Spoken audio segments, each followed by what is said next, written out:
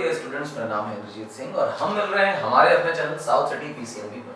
South City PCMB पर हम कर रहे हैं आईसीएससी 10th के सारे subjects, physics, chemistry, maths, biology, English and other subjects, सबके ईयर लॉन्ग लेक्चर सीरीज उनकी स्पेशल फैकल्टीज के द्वारा। सारी फैकल्टीज अपने अपने सब्जेक्ट की एक्सपर्ट्स हैं, बहुत सालों से पढ़ा रही हैं और बहुत सारे टॉपर्स क्रिएट किए हैं। ओवर द ईयर्स बहुत सारे स्कूलों के टॉपर बना रहे हैं। लगभग जो भी बच्चे आते हैं इन स्कूलों के, बहुत सारे टॉपर्स हमारे यहाँ आते हैं, हमसे पढ़ते हैं। हम ओवर द ईयर्स टॉपर बनाते आ रहे हैं। मतलब जिन बच्चों को पढ़ाते हैं उनकी ग्रोथ होती है, आईक्यू बढ़ता है। हम आईसीएससी 10th के कंटेंट को यूट्यूब पे कवर कर रहे हैं। बहुत कम लोग ये काम कर रहे हैं। एक्चुअली एनसीईआरटी के पीछे इतना लोग पढ़े हैं, हालांकि वो अच्छी बुक है, लेकिन वो पैटर्न पे पढ़ाई बहुत हो रही है। आईसीएससी 10th का कोर्स एनसीईआरटी से बहुत अलग है और बच्चे जो हैं आईसीएससी के, ये बैकअप के मारे रह जाते हैं कि इन्हें बैकअप नहीं मिलता, इसलिए हम आपका कंटेंट कवर कर रहे हैं। क्लास 10th की फिजिक्स चल रही है। कॉन्सेप्ट चल रहा था बेटा हमारा वर्क एनर्जी पावर का। वर्क एनर्जी पावर बहुत इंपॉर्टेंट टॉपिक है। मैंने पहले लेक्चर में ही बोला था कि मैकेनिक्स नाम की चिड़िया वर्क एनर्जी पावर से ही डील होती है। अगर आपको ये नहीं आता तो मान लीजिए कि मैकेनिक्स को बड़ी मुश्किल से समझ पाएंगे, बहुत मुश्किल है। आज का कॉन्सेप्ट है concept of power. Work done हम कर चुके थे, एनर्जी हम कर चुके थे, बहुत टाइप के क्वेश्चंस भी कर लिए थे, काइनेटिक एनर्जी से रिलेटेड, पोटेंशियल एनर्जी से रिलेटेड, एनर्जी कंजर्वेशन से रिलेटेड, वर्क एनर्जी थ्योरम कर लिए थे हमने, फार्मूला डेरिवेशन कर लिया था, सब कुछ हो गया। आज चर्चा करते हैं कॉन्सेप्ट ऑफ पावर की। कॉन्सेप्ट ऑफ पावर क्या है समझो। समझने की बात यह है कि मान लो एक बॉय है, इसके सामने एक बॉक्स रखा है। बॉय इस बॉक्स पर धक्का लगाता है और धक्का लगाकर इस ब्लॉक को यहां पहुंचाता है। ठीक, धक्का लगाकर यहां पहुंचाया। ये डिस्प्लेसमेंट कितना बेटा, d। फोर्स कितनी बेटा, F। ठीक है, जो भी इन्होंने वर्क डन किया F × d। आज तक हम यही वर्क डन समझते आए और यही पढ़ते आए। बट अब अगर आपसे पूछा जाए कि वर्क डन अकेला काम कर रहा है, इसमें टाइम का कंपोनेंट कहां आएगा। वर्क डन के अंदर अगर हम टाइम इन्वॉल्व करने लग जाएं, आप देखें कि वर्क डन जब हम लोग निकाल रहे थे उसमें कहीं भी पार्टिकल का मास और टाइम, ये दो बातें इन्वॉल्व नहीं थी। हम अब टाइम इन्वॉल्व करना चाहते हैं। देखो टाइम कैसे इन्वॉल्व करते हैं। एक ब्लॉक है, एक बच्चा है जिसका नाम है चुन्नू। चुन्नू नाम का जो बच्चा है वो इस पर ऊपर की तरफ कुछ फोर्स लगाता है और फोर्स लगाकर इसे ऊपर डिस्प्लेस कराता है। कितना डिस्प्लेस कराता है, तो सर इसे डिस्प्लेस करा देता है चुन्नू h हाइट। कितना बेटा, h हाइट तक। तो कितना वर्क डन करना पड़ा, हम कहेंगे mgh वर्क डन करना पड़ा। ठीक,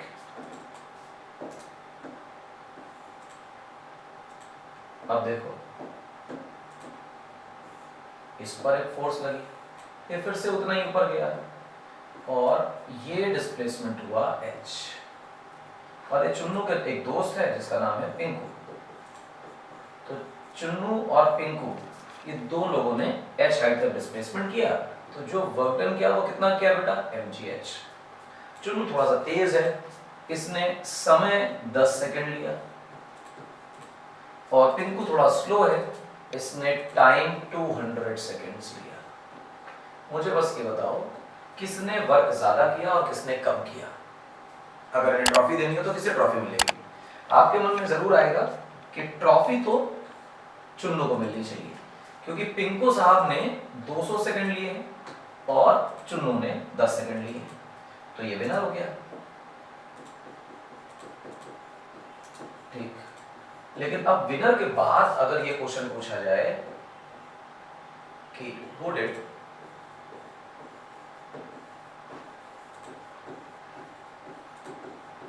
ग्रेटर वर्क, किसने ज्यादा वर्क किया, तो इसका जवाब चुन्नू है या पिंकू है, बताइए। तो मेरे हिसाब से चुन्नू भी गलत है, पिंकू भी गलत है। दोनों का वर्क इक्वल ही है। अगर आप देखें इक्वल वर्क कैसे, तो आप देख पाएंगे mgh वर्क यहाँ भी है, mgh वर्क यहाँ भी है। क्योंकि दोनों ने एमजीएस वर्क किया है, इसलिए दोनों का वर्क तो बराबर है। पर सर आपने दोनों में टाइम भी दिया है, एक 10 सेकंड लेता है, एक 200 सेकंड लेता है, तो बड़ा स्लो काम कर रहा है। स्लो काम कर रहा है, पर काम उतना ही कर रहा है। m मास का ब्लॉक है, उसे h हाइट तक ले जा रहा है, m मास का ब्लॉक है, उसे h हाइट तक ले जा रहा है, और दोनों के दोनों ने सेम हाइट तक ट्रैवल कराया। तो वर्क जब हम पढ़ रहे थे और वर्क से जब हम डील कर रहे थे, तो यहाँ पर पार्टिकल का मास कितना है ये बहुत रोल प्ले नहीं करता था। दूसरा कि पार्टिकल को डिस्प्लेस कराने में कितना टाइम लिया है तो बिल्कुल ही इंडिपेंडेंट है इससे। बाद में जब फर्क क्या पड़ता है, तो टाइम से इंडिपेंडेंट। ग्रेविटी का वर्क हालांकि मास पे डिपेंड करता है, तो ये पर्टिकुलर एग्जांपल में मास नहीं लिखना चाहिए, लेकिन टाइम से वर्क इंडिपेंडेंट था, कोई लॉजिक नहीं था। इस वजह से अगर मैं यहाँ तुमसे टाइम के बारे में कमेंट वर्क के बारे में कमेंट करने के लिए बोलूं, तो चुन्नू का वर्क पिंकू के बिल्कुल बराबर है।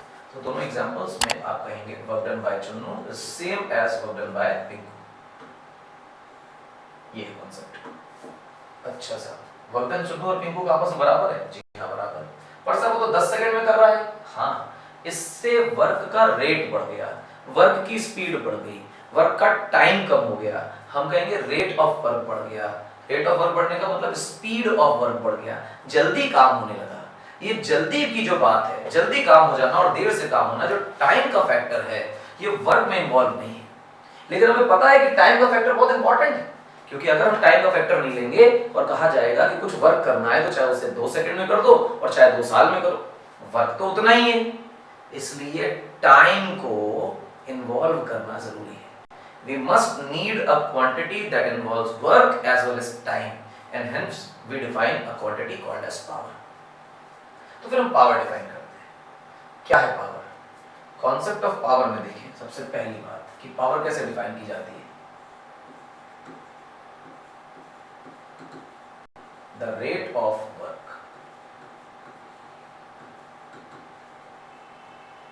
is called power. Rate of work power कहलाता है। रेट का क्या मतलब है? तो सबसे पहले इस रेट शब्द का मतलब निकालो बच्चों।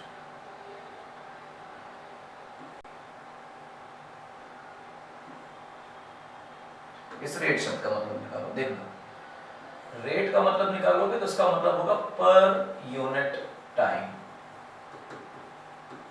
एक सेकंड में कितना काम किया गया, यानी कि बेसिकली स्पीड ऑफ वर्क के बारे में बता रहा है। कितनी जल्दी, कितना तेज या कितना स्लो काम किया जा रहा है उसके बारे में बता रहा है। तो रेट का मतलब पर यूनिट टाइम से कितना वर्क पर यूनिट टाइम किया जा रहा है, और जो वर्क पर यूनिट टाइम किया जा रहा है उसे ही हम नाम क्या दे दे रहे हैं बेटा? पावर नाम दे दे रहे हैं। अच्छा ये है, जी हाँ। तो पावर कैसे लिख रहे हैं, ध्यान से देखना बच्चों। पावर लिख रहे हैं P, और P का मतलब हुआ वर्क डन अपॉन टाइम। ये क्या है, ये क्या है? तो समझो कैसे निकाला। मान लो t सेकंड्स का टाइम लिया, और t सेकंड्स का टाइम लेने में w जूल वर्क डन किया, तो t सेकंड में कितना work done? w work done. तो 1 सेकंड में कितना वर्क डन? तो w अपॉन t। तो w upon t work t seconds में है, 10 सेकंड 20 सेकंड में कि 1 सेकंड में? तो जवाब है कि सर t से डिवाइड लगा दिया ना, तो ये तो वर्क डन इन 1 सेकंड हो गया। t सेकंड में w वर्क, तो 1 सेकंड में w बाय t वर्क। इसका मतलब हुआ कि ये 1 सेकंड में वर्क है, तो हम कहेंगे ये चीज है वर्क डन इन 1 सेकंड। ये 1 सेकंड में किया जाने वाला वर्क डन है। अच्छा साहब, 1 सेकंड में किया जाने वाला वर्क डन है। इस 1 सेकंड में किए जाने वाले वर्क डन को हम नाम देते हैं work done per unit time. इस work done per unit time को ही हम दूसरा नाम देते हैं बेटा, और वो नाम देते हैं रेट ऑफ वर्क। क्योंकि 1 सेकंड में जितना डिस्टेंस चलोगे उतनी ज्यादा तुम्हारी स्पीड होगी। 1 सेकंड में जितना स्पीड ज्यादा बदलेगी उतना ज्यादा तुम्हारा एक्सेलरेशन होगा। 1 सेकंड में जितना ज्यादा वर्क कर लोगे उतना रेट ऑफ वर्क ज्यादा होगा। और तुम जानते हो इस परिभाषा को कि सर रेट ऑफ वर्क तो बेसिकली पावर होती है, यानी यही चीज हमारी पावर है। तो हमने लिख दिया टोटल वर्क डन कितना किया डिवाइडेड बाय टोटल टाइम कितना लिया। तो work done per unit time is called as power. इस तरह से बेटा ये फॉर्मूला बन जाता है। नाउ अगर ये फॉर्मूला आपके लिए कंफर्टेबल है तो हम आगे डील करते हैं। वर्क डन की बच्चों एसआई यूनिट जो होती है वो होती है जूल। क्या होती है? जूल। और टाइम की एसआई यूनिट होती है बेटा सेकंड, तो पावर की भी कोई एसआई यूनिट बन जाएगी। तो लॉजिकली इनको कंपोजिट करके क्या बना देते हैं, वॉट। अब वॉट जेम्स वॉट के नाम पर है, तो साइंटिस्ट के नाम पर है, तो पूरा नाम लिखते समय स्मॉल लेटर्स यूज करेंगे और सिंबल लिखते समय कैपिटल लेटर यूज करेंगे। अब आप इसे वॉट लिखिए और फिर यहां लिखिए बेटा आप इसका जूल और नीचे लिखिए बेटा आप पर सेकंड। तो आपके लिए देखेंगे 111 बन जाएगा। ये 111 क्या है, एक जूल का वर्क एक सेकंड में किया जाए, एक वॉट की पावर आती है। अगर ये बात आपको समझ में आती है तो ना सिर्फ आप पावर डिफाइन कर सकते हैं बल्कि पावर की जो यूनिट है उस यूनिट के बारे में भी जानकारी दे सकते हैं। सर कैसे यूनिट के बारे में अभी बताते हैं, ध्यान देना।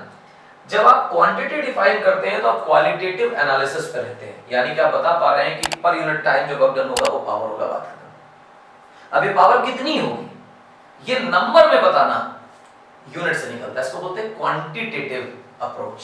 तो क्वांटिटेटिव अप्रोच में हमें दिखता है कि F 1 joule of work is done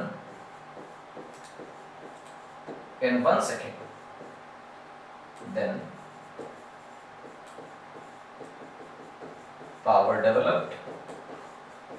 देखो आपको क्वेश्चंस में पावर डेवलप्ड मिलेगा, पावर जनरेटेड मिलेगा, सब एक ही बात है।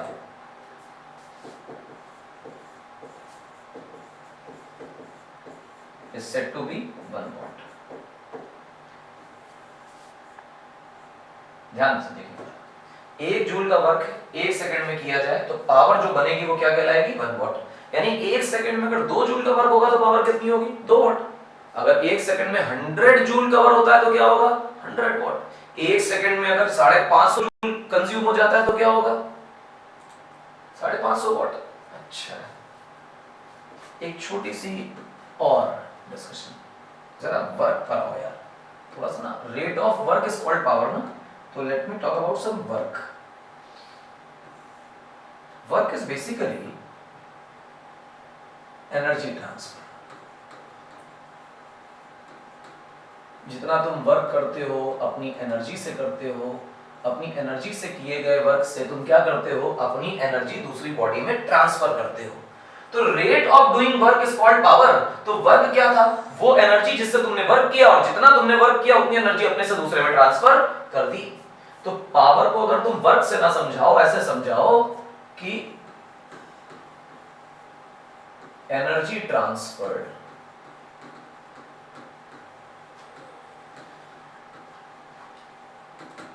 per unit time is called power। एक सेकेंड में कितना एनर्जी ट्रांसफर हुआ वो भी तुम्हारे लिए पावर ही है, कुछ और नहीं।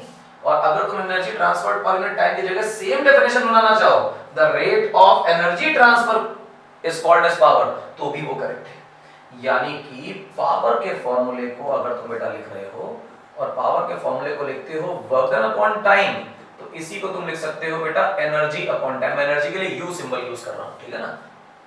इसी को तुम लिख सकते हो बेटा हीट अपॉन टाइम, क्योंकि heat is a form of energy यार। जो मर्जी को लिखो और सबकी यूनिट क्या आएगी, वॉट लगा देंगे। ये वॉट है सबकी यूनिट। तो बड़ा आसान है पहचानना, ऐसे देखना, कुछ टफ नहीं है। तो ये बेसिक पावर है, इसका इतना आपको आना चाहिए। अब इसकी यूनिट्स पे आते हैं।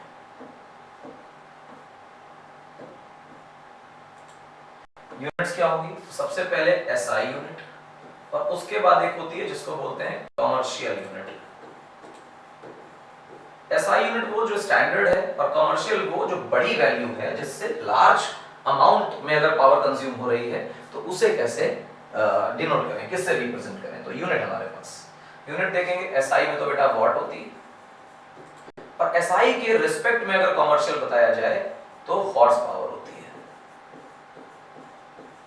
बहुत बाद में इसे क्लासिफाई कर दिया गया कि हॉर्स पावर इज 746 वॉट, लेकिन पहले हॉर्स पावर लिखने का तरीका बड़ा अजीब हो गया था, इसकी हिस्ट्री बड़ी अजीब है। ये भी आपको याद होना चाहिए कि कमर्शियल यूनिट और स्टैंडर्ड यूनिट के बीच में ये रिश्ता है, संबंध है, ये पावर। अब पावर का तो कॉन्सेप्ट क्लियर हो गया, अब क्या करें, बेसिक प्रॉब्लम करें। क्या है बेसिक प्रॉब्लम्स? तो सबसे पहली बात, मैं तुम्हारे लिए यहाँ पर एक ब्लॉक रख देता हूँ m मास का, और इस ब्लॉक को उठाकर ऊपर ले जाया जा रहा है।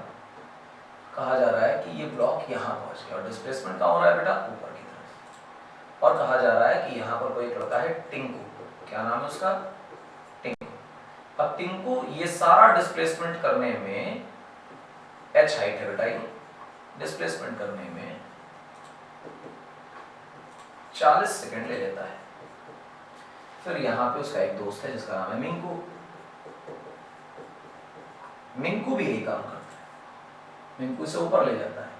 आप देख रहे हैं कि क्वेश्चन रिपीट हो रहा है, और हाँ क्वेश्चन रिपीट जरूर हो रहा है, पर यही कॉन्सेप्ट आपके समझ में आएगा।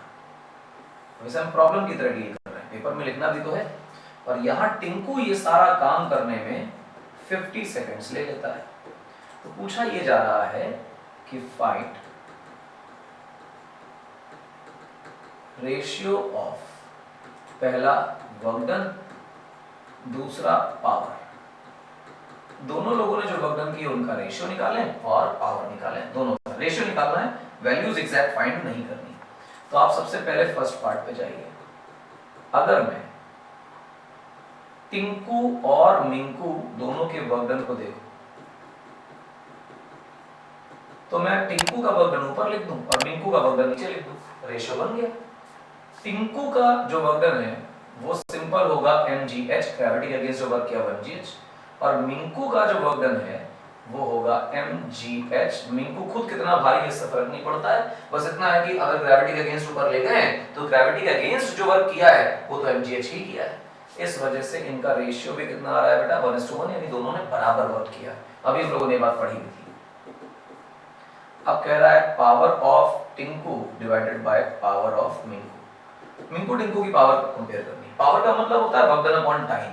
तो जितना वर्क डन टिंकू ने किया divided by time, whole divided by जितना वर्क डन मिंकू ने किया डिवाइडेड बाय टाइम। तो आप देख पा रहे हैं 50 ऊपर चला जाएगा, you will get as 50 into mgh divided by 40 into mgh। बच्चों mgh से mgh कटेगा, आंसर आएगा 5/4। ये रहा टिंकू का वर्क डन, ये रहा सॉरी पावर, मिंकू की पावर। तो आप देख पा रहे हैं वर्क डन बराबर किया है, लेकिन टिंकू ने पावर ज्यादा जनरेट करी और मिंकू ने कम। उसका कारण ये है कि टिंकू ने समय कम लिया है सेम काम करने में, और मिंकू ने समय ज्यादा लिया है। तो आई होप लॉजिकल है, एकदम आसान, ठीक है, बात समझ में आता है, ये पावर है। चलो आगे चलते हैं, कुछ एनर्जी से रिलेटेड प्रॉब्लम्स करते हैं बेटा। अच्छी प्रॉब्लम्स हैं, आप करेंगे तो आपको बेनिफिट जरूर होगा। एक क्रेन है जो एक कार को पुल करती है, जिसका मास 500 किलोग्राम से। मैं कहता हूँ कि डेटा तुरंत चोरी करने, मास 500 किलोग्राम से किसी वर्टिकल हाइट तक ले जा रही है। अगर वर्टिकल हाइट मेंशन कर दी गई है तो इसका मतलब ये हुआ कि ये against the gravity work done वाला काम है, यानी वर्क डन mgh लिखा जाएगा।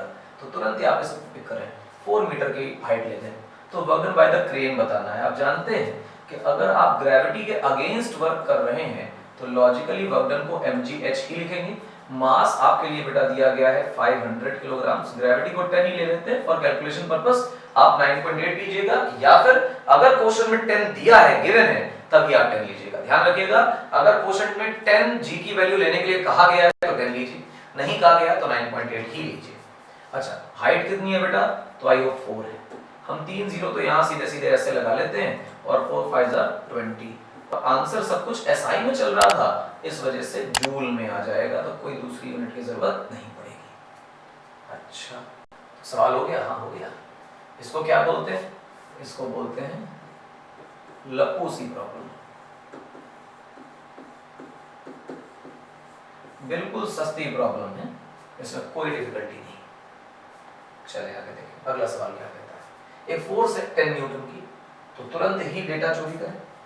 पढ़ने का मतलब ये है कि आप पढ़ते हुए डेटा निकाल रहे हैं, तो बात बन रही है। पहले एक बार रीड कर लें, फिर डेटा निकाल लें, टाइम वेस्ट होता है, टाइम बचाना है अपने को। एक फोर्स 10 न्यूटन की displaces a body by a distance of 2 metre, यानी डिस्टेंस 2 मीटर की।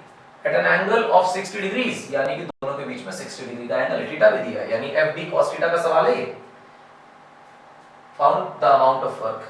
तो बेसिक कहानी, वर्क डन का फॉर्मूला क्या होता है बेटा, F into D into cos theta. हमें फोर्स दिया गया है, हम यहां लिखते हैं गिवन फोर्स इक्वल टू कितना है बेटा 10 न्यूटन्स। अच्छा डिस्प्लेसमेंट कितनी है बेटा हमारी 2 मीटर। थीटा कितना है बेटा 60 डिग्री। तो लॉजिकली cos थीटा कितना है बेटा, cos थीटा है बेटा cos 60 डिग्री। cos 60 की जो वैल्यू है वो 1/2 होती है, आपको पता होनी चाहिए। नहीं भी पता है तो आप पता कर लीजिए और उसके बाद आके सॉल्व करिए। यहां से आप वर्क लिख रहे होंगे 10 इंटू डिस्प्लेसमेंट 2 इंटू 1/2 कट गए तो आंसर आया 10 जूल। ये वर्क तो बेसिक फंडामेंटल सवाल है, बिल्कुल फॉर्मूला बेस्ड है। पर ध्यान रखिएगा कि अगर आप इस तरह से मेंशन करके डेटा दिखाते हैं सवाल में 2 नंबर 3 नंबर के सवाल में, तो ये बहुत ही अच्छा रहता है। टीचर समझता है कि आपने सवाल को बहुत ध्यान से पढ़ा था। क्या कह रहा है, एक बॉय है 40 किलोग्राम मास का है। बॉय और गर्ल का कुछ रिश्ता आने वाला है क्या, 40 किलोग्राम का बॉय है, ठीक। वो किसी हाइट पर चढ़ जाता है और जितने भी 30 स्टेप्स ईच हैं, तो 30 स्टेप्स हैं।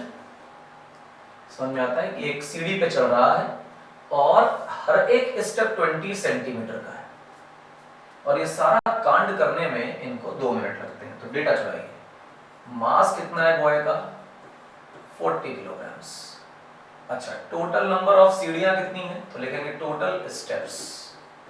टोटल स्टेप्स जो है वो है 30 और ईच स्टेप कितना ऊंचा है,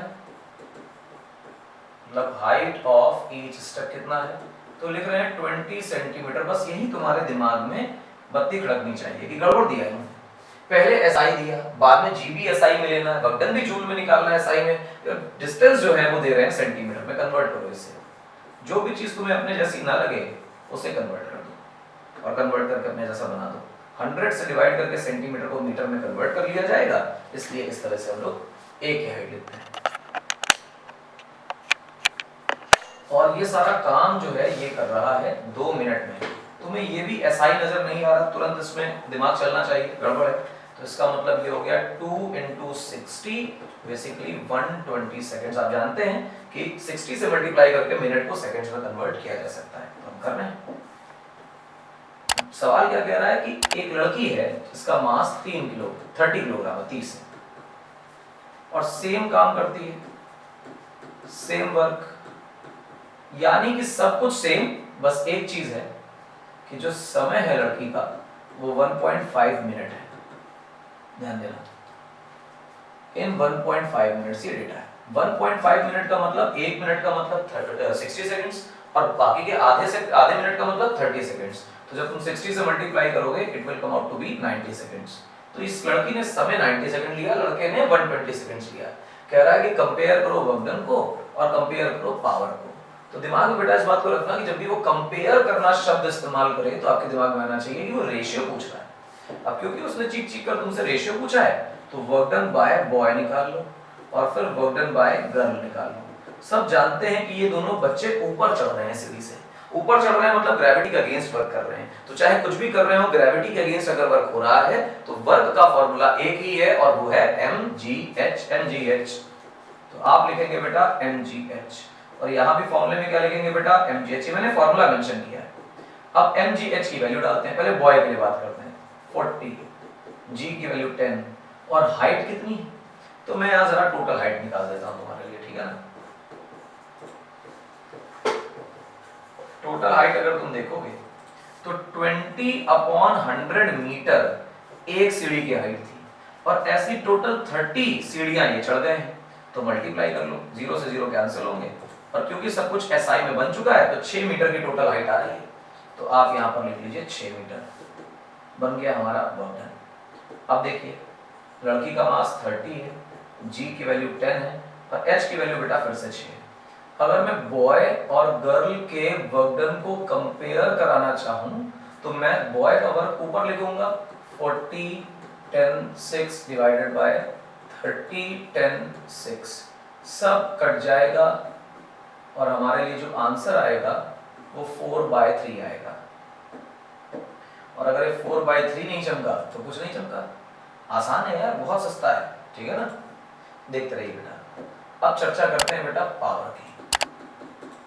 हम जानते हैं कि बॉय की पावर का मतलब है कि बॉय का वर्क डिवाइडेड बाय बॉय का टाइम, और गर्ल की पावर का मतलब है गर्ल का वर्क डिवाइडेड बाय गर्ल का टाइम। बॉय का वर्क देखो, बॉय का वर्क तो तुम निकाल के आए हो तो बार बार निकालने की आवश्यकता नहीं है। 40 10 6। समय कितना है बॉय का 1 2 0। गर्ल का वर्क कितना है बेटा 30 10 6।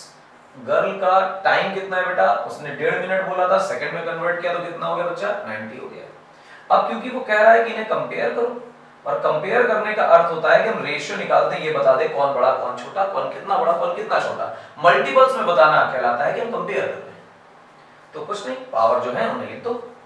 तो 40 × 10 × 6 डिवाइडेड बाय 120 डिवाइडेड बाय ये कितना है बेटा 30 × 10 × 6 डिवाइडेड बाय 90। अब आप देखें तो 10 × 6 फिर से कट जाएगा, ठीक है मेरी बात। 4 से अगर काटोगे तो ये 3 बार जाएगा, 30 से अगर डिवाइड करोगे तो ये भी 3 बार जाएगा। ये 4th पोजीशन पे बेटा फर्स्ट पोजीशन पे आ जाएगा। You will gate 3 out of 3, यानी आंसर आ रहा है 1। तो हम कहेंगे इस बार जो इन दोनों बच्चों की पावर है वो 1:1 है, यानी कि वर्क बॉय ने ज्यादा किया था लेकिन पावर दोनों की बराबर है। खूबसूरत सवाल है। बच्चा अक्सर वो पहला जो एक एग्जांपल कराया था वर्क का रेशियो जिसमें 1:1 आया था, उसको पढ़कर बच्चा इतना फैसिनेट हो जाता है कि जब भी कभी पावर 1:1 के रेशियो में आती है तो बच्चे थोड़ा सा परेशान होते हैं कि कहीं ऐसा तो नहीं कि वर्क का आंसर पावर में निकाल दिया, बट एक्चुअली सवाल का सॉल्यूशन सही है। तुम खुद से कंपेयर करो, क्या ये बच्चा ज्यादा वर्क करेगा क्योंकि सेम हाइट पे जा रहे हैं और बच्चे का मास ज्यादा है, तो जवाब है हाँ, ये तो ज्यादा वर्क करेगा। और बच्ची का मास कम है, गर्ल का मास कम है, इस वजह से वो कम वर्क करेगी और बॉय ज्यादा वर्क करेगा। इसमें तो कोई परेशानी नहीं है, ठीक।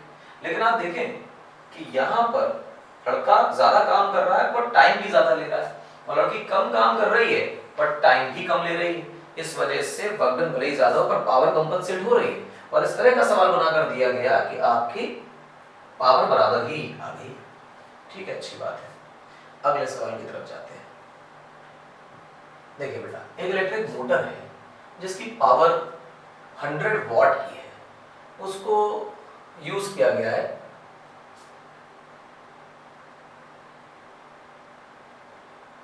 used to drive the stirrer of a water bath. If 50% of the energy supplied to the motor is spent in stirring the water, calculate the work done on water in upon 1 minute. In up नहीं है, वो थोड़ा सा गलत हो गया है, in up नहीं है, in 1 minute है। पहली बात तो ये,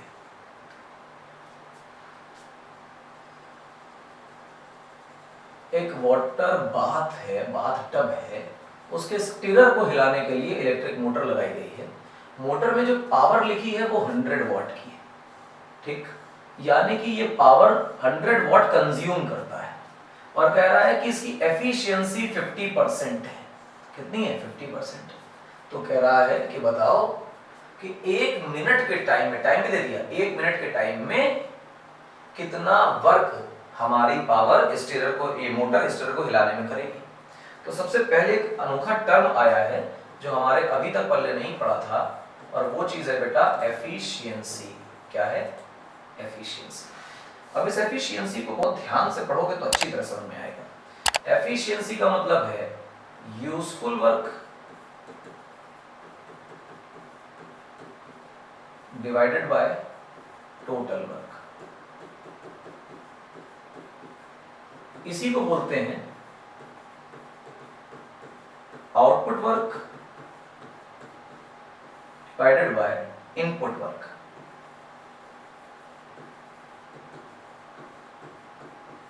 इसी को बोलते हैं output power upon input power. बहुत ध्यान से समझना। एफिशिएंसी का क्या मतलब है, इसका सिंबल भी बता देता हूं। स्मॉल एन बनाइए, उसकी टांग खींच दीजिए तो ये सिंबल बन गया। ये एफिशिएंसी का सिंबल है, ग्रीक लेटर है, इसका नाम होता है ईटा, ठीक। ये कई लोग उसको नीटा पढ़ते हैं, नीटा नहीं होता, ईटा होता है। यूजफुल वर्क का क्या मतलब है कि आपने 100 जूल एनर्जी अपने फैन को दी चलने के लिए, 100 में से 80% एनर्जी लेकर फैन घूमा और रेस्ट ऑफ द 20% एनर्जी को उसने हीट में डिसिपेट कर दिया। चलेगा तो बिजली में हीट तो बनेगी। तो जितनी एनर्जी दी गई वो सारी की सारी पंखे को घुमाने में चलाने में यूज नहीं आई, और हम पंखे को गर्म करना चाहते नहीं, तब तो चाहते थे सिर्फ घूमे। तो कुछ एनर्जी का पार्ट नॉन डिजायर्ड फॉर्म में भी कन्वर्ट हो जाता है और कुछ पार्ट डिजायर्ड फॉर्म में रहता है। तो जितना एनर्जी का पार्ट, जितना एनर्जी का पोर्शन परसेंटेज डिजायर्ड फॉर्म में रह जाए, हम कहेंगे वो यूजफुल वर्क है, वो आउटपुट एनर्जी है, आउटपुट पावर है, हमें वो एनर्जी मिल रही है, काम में आ रही है। और जितना हमने टोटल दिया था, बर्बाद होने वाली प्लस काम आने वाली सारी एनर्जी मिला लो तो इनपुट है। उनका जब तुम रेशियो ले लेते हो तो रेशियो बताता है कि what ratio of the total energy is being used and what is being spent in losses of friction etcetera. Sorry. और अगर मैं इन सब में 100 का मल्टीप्लाई करके फिर परसेंटेज भी लगा दूं तो ये एफिशिएंसी परसेंटेज में आ जाएगी। यानी एफिशिएंसी बेसिकली हमारी दो तरह से लिखी जा रही है। पहली एफिशिएंसी लिखी जा रही है परसेंटेज में और दूसरी लिखी जा रही है फ्रैक्शन में। या ये कह लो कि पहली फ्रैक्शन में है और फ्रैक्शन से परसेंटेज में है। तो मैक्सिमम एफिशिएंसी जो हो सकती है परसेंटेज में 100% हो सकती है और मैक्सिमम एफिशिएंसी फ्रैक्शन में 1 हो सकती है। जितनी एनर्जी दी उतनी ही तो इस्तेमाल कर लोगे, उससे ज्यादा कहां कर लोगे। अब अगर वो कह रहा है कि 50% of the energy is lost and 50% is used, तो इसका मतलब ये कि अगर हीटर की पावर या इलेक्ट्रिक मोटर की पावर 100 वॉट की है तो तय बात है कि आधी पावर बर्बाद हो गई। तो बर्बाद भाड़ में जाए, आधी पावर काम में आ गई। तो बल्ब में लिखा 100 है, हीटर में लिखा 100 है, मोटर में लिखा 100 है, और उसका सिर्फ 50% यानी 50 वॉट ही तुम्हारे काम आ रहा है, बाकी सबकी हीट निकल जा रही है। अच्छा, और वर्क किसमें पूछा है? वर्क डन ऑन वाटर पूछा है, यानी कि पानी को हिलाने में कितना वर्क डन करना पड़ा, और हिलाने में तो 50% ही काम में आ रहा है। तो इसका मतलब अगर मैं यूजफुल पावर लिखने की कोशिश करूंगा तो यूजफुल पावर कहलाएगी 50 वॉट। एफिशिएंसी बल्ले पड़ी क्या है? 50% है, तो टोटल का 50% निकाल लिया। यूजफुल पावर कितनी होगी बेटा? 50 वॉट। अब तुम जानते हो कि पावर का फॉर्मूला होता है बेटा वर्क डन अपॉन टाइम। तो वर्क डन का फॉर्मूला क्या बनेगा बेटा? Power into time. तुमने 50 वॉट की पावर लिखी, तुम याद कर लो वॉट का मतलब होता था जूल अपॉन सेकंड। तो जब वो 1 मिनट की बात पूछ रहा है तो बेटा 1 मिनट थोड़ी रखोगे, इसे तो तुम 60 सेकंड रखोगे। सेकंड इसलिए ताकि ये सेकंड से सेकंड कट जाए बाबू, वरना वॉट और मिनट हो जाएगा, मिसमैच हो जाएगा, करना नहीं अपने को। 5 और 6 यानी कि 30 और 2 जीरो तो वैसे ही थे। तो कितना वर्क डन किया भैया हमारी मोटर ने? 3000 जूल का वर्क डन कर दिया। अच्छा, 3000 जूल का वर्क डन है, यानी कि ये तो यूजफुल वर्क है। और तुम जानते हो कि यूजफुल वर्क सिर्फ 50% है, यानी कि इस केस में जो एफिशिएंसी दी थी वो तो सिर्फ 50% दी थी, यानी कि जितनी एनर्जी मोटर इस्तेमाल कर रही है उसका 50% दे रही है, 50% लूज कर रही है, यानी कि लॉस्ट एनर्जी कितनी होगी भैया? 3000 जूल ही लॉस्ट हुआ। तो सोर्स से एनर्जी कितनी मिली? एनर्जी गिवन बाय सोर्स, जो कि मोटर को एनर्जी दे रहा है। तो जितनी इस्तेमाल हुई 3000 और जितनी वेस्ट हुई 3000, दोनों को जोड़ दो, यही एनर्जी कंजर्वेशन कहता है। तो टोटल एनर्जी आ गई। ये सवाल है। आगे बढ़िए बेटा, अगले सवाल पे आते हैं। एक इलेक्ट्रिक मोटर है जिसकी पावर है 100 वॉट। अरे सवाल वही है यार। A man exerts a force of 200 newtons in pulling a cart at a constant speed of 16 meter per second. Calculate the power spent by man. सवाल देखो क्या है? 200 न्यूटन का फोर्स है, 16 मीटर पर सेकंड की स्पीड है, और फिर वो कह रहा है कि पावर बताओ। यार ये चीज तो हमने पढ़ी नहीं हुई। हमने तो पढ़ा कि पावर का क्या फॉर्मूला है। पावर का फॉर्मूला हमने पढ़ा कि वर्क डन अपॉन टाइम है, और सर वर्क डन का हमने फॉर्मूला पढ़ा कि फोर्स इनटू डिस्प्लेसमेंट है। और ये चीज तो हमने कभी सुनी नहीं थी कि वर्क डन में कभी वेलोसिटी भी आता है। तो बना ही नहीं सवाल, क्योंकि वेलोसिटी दी हुई, इससे क्या डिस्प्लेसमेंट निकालोगे? नहीं। कॉन्सेप्ट देखो, चीजों को फॉर्मूले में ही मैनिपुलेट करो। पावर का फॉर्मूला बनेगा वर्क डन अपॉन टाइम। तो ये बन जाएगा force into displacement upon time. तो बच्चों फोर्स को अलग कर लो और डिस्प्लेसमेंट अपॉन टाइम को अलग कर लो। अब दुनिया वालों से पूछो कि ये किसकी शक्ल है, तो सब बताएंगे s अपॉन d, ये तो वेलोसिटी की शक्ल है। तो पावर का फॉर्मूला बन जाएगा बेटा F into v।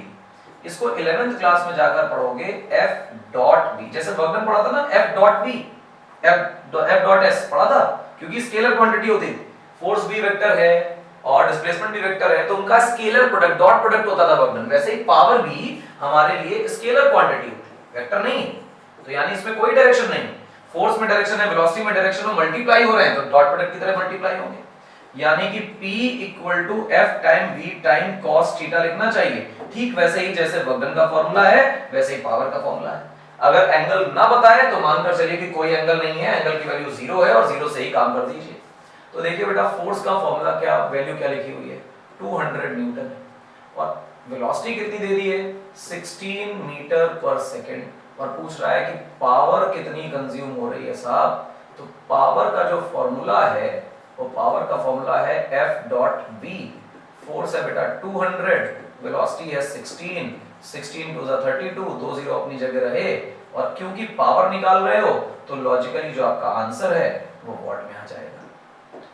I hope हम लोगों ने पावर का एक नया कॉन्सेप्ट सीखा है, पावर के नए फॉर्मूलाज जाने हैं। इस वजह से आप इस पर एक सुपर डुपर हिट इंपॉर्टेंट का सिंबल और स्टार लगा लेंगे और यहां से काम को आगे चलाएंगे। ध्यान रखिएगा मैंने पावर के कॉन्सेप्ट में बात नहीं बताई थी, तो जहां जहां जैसे जैसे जरूरत पड़ेगी, जैसे मैंने आपको एफिशिएंसी अभी तक नहीं बताया था, पर क्योंकि क्वेश्चन में हमें जरूरत पड़ी एफिशिएंसी की, एंड देयर आफ्टर हमने उस एफिशिएंसी को आपके सामने एक्सप्लेन किया, एफिशिएंसी की कंडीशन को भी आपके सामने एक्सप्लेन किया, और इस तरह से चीजें बनती चली गई। तो ध्यान रखिएगा जैसे जैसे चीजें बनेंगी वैसे वैसे उन्हें बनाएंगे, आगे लेकर आएंगे। एक सवाल ये कर लो, work done by heart is 1 joule per beat, यानी हार्ट एक बार अगर बीट करता है तो उसमें 1 जूल का वर्क होता है। ठीक, यानी हम यहां लिखेंगे तुरंत बेटा 1 बीट में कितना वर्क बेटा 1 जूल, और कह रहा है कि पावर कैलकुलेट करो हार्ट की, अगर वो 72 बार 1 मिनट में बीट करता है तो पावर जो बनेगी वो कैसे बनेगी। ध्यान दो, 1 मिनट में कितने बार 72 टाइम्स, तो समय कितना है 1 मिनट, 1 मिनट का मतलब 60 सेकेंड्स, 60 सेकंड में कितने टाइम्स हार्ट बीट हो रही है 72 टाइम्स, 72 बीट्स लिख लीजिए। 72 बीट्स में कितना वर्क डन, तो तुम कहोगे 1 जूल, 1 बीट में 1 जूल, तो 72 बीट्स में 72 जूल्स। 72 बीट्स में कितना टाइम लगता था 60 सेकंड का लगता था, और हमने उसका वर्क डन भी लिख लिया है और टाइम भी लिख लिया है, तो 60 सेकंड में कितना वर्क डन 72, और ये हो गया बेटा हमारे पास जूल में वर्क डन। वॉट में आंसर आ गया, आप इसको सॉल्व कर लीजिएगा, वॉट में आपका आंसर आ गया। तो बेसिकली इस तरह के सवाल बहुत अच्छे बनते हैं, पेपर बहुत इंपॉर्टेंट है, पूछा जाता है, भले 1 नंबर में पर हर स्कूल पूछता है, तो देख लेना इस सवाल। अब यहां से हम लोग आज के लेक्चर मैनेज करते हैं, इसके बाद अब और काम करने की इच्छा नहीं है। मेरे पास 2 सवाल और है आपको कराने के लिए, लेकिन उन 2 सवालों को कराने के पहले मैं आपको एनर्जी की यूनिट से पहले वाकिफ करवाना चाहता हूँ। ये चाहता हूँ कि आप एनर्जी के और तरीके, किस किस तरह से एनर्जी को रिप्रेजेंट करते हैं और कौन कौन सी यूनिट्स होती हैं, उन पर एक सेपरेट लेक्चर देखें।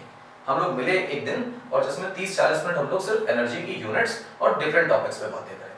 जब वो कर लेंगे तो फिर वहीं से हम लोग ऐसे सवालों को कन्वर्जन ऑफ एनर्जी के बारे में बातें करेंगे। तो यहाँ से कॉन्सेप्ट हम लोगों ने इस चैप्टर का काफी सारा कवर कर लिया है, ऑलमोस्ट चैप्टर डन है। बस कुछ एनर्जी के एक्सचेंजेस और ट्रांसफॉर्मेशन ऑफ एनर्जीज एक्सेट्रा के बारे में कुछ कॉन्सेप्चुअल डिस्कशन करना है, एनर्जी की यूनिट्स पे डिस्कशन करना है, और बहुत सारी प्रॉब्लम्स अभी आपको देनी बाकी। तो प्रॉब्लम्स और करेंगे, आज का सेशन बहुत अच्छा था, बहुत सारी प्रॉब्लम्स थी, तो आप फॉलो करिए साउथ सिटी पीसीएमबी को। आईसीएसई 10th का कोर्स पढ़ा रहे हैं, पूरे साल एक्सॉस्टिवली कवर करेंगे, डिटेल में कॉन्सेप्ट सिखाएंगे, लिखना बताएंगे, और साथ में ये भी बताएंगे कि न्यूमेरिकल्स कैसे सॉल्व होते हैं, कॉन्सेप्चुअल क्वेश्चन कैसे सॉल्व होते हैं। तो बहुत सारे क्वेश्चंस आपको यहाँ पर प्रोवाइड किए जाएंगे, with the theory exhaustively cover की जाएगी। मिलेंगे अगले लेक्चर में। मेरा नाम है Indrajeet Singh. South City PCMB को शेयर करिए, लाइक करिए, सब्सक्राइब करिए, ये करिए, वो करिए, वो करिए, सब कुछ करिए, खुशियां बांटने से बढ़ती हैं। मिलेंगे नेक्स्ट लेक्चर में।